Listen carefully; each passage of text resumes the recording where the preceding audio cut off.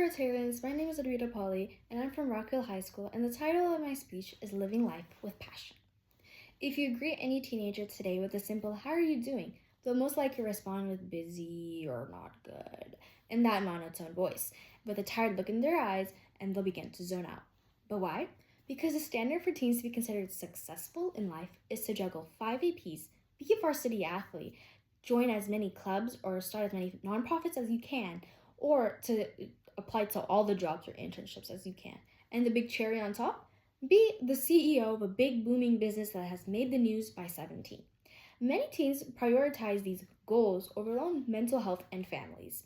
Even today, my friends are trying to juggle 4 APs a year, trying to fit sports into their schedule, creating as many nonprofits as they can, and getting as involved as they can into their jobs or their clubs, all for the hyper-realistic culture of high-stake achievement. Many teens think that this blueprint is the full ride to your dream college, to have a stable income in life, or to not fall behind in life.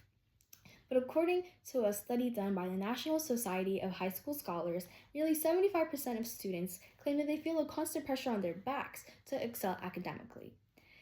And I myself am stuck at this crossroad in hopes that if I do too many extracurriculars, if I do all these different things, that my dream colleges might spend a little bit of extra time on my application and actually look forward to accepting me.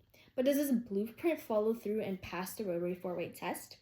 The truth is often hidden behind a curated Instagram feed or a polished LinkedIn profile. But a study done by the Pew Research Center shows that 70% of students claim that their peers struggle with anxiety and depression. This is because we pretend to be who we are not. Not because we have a burning passion for the cause, but because if we don't do it, we'll be seen as someone who isn't doing enough in life, who is too average than the other person. When we give up our hours of sleep and our identity just to fit into some college admissions rubric, we are performing in a play that influences us to think that there is only one set path in life to success. This is simply not true. If the truth makes us exhausted, how can it be what we are claiming that it is? It's not. Second, is it fair?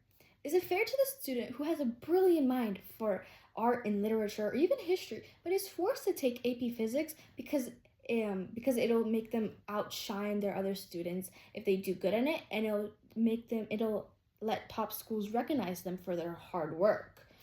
Is it fair to give up our passions just because it might be seen as a way to fall behind in academics, which to them matters more?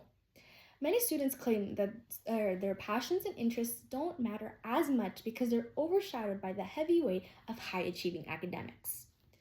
I am a tennis player, and many people tell me that playing tennis will give me a full ride scholarship to a good school or let me get recognized by top universities. But my friend, on the other hand, she does art. She's really good in art, but many people tell her that doing art isn't as good as doing good in academics because art isn't successful in life. As Ralph Waldo Emerson once said, "To be yourself in a world that is constantly trying to make you something else is the greatest accomplishment."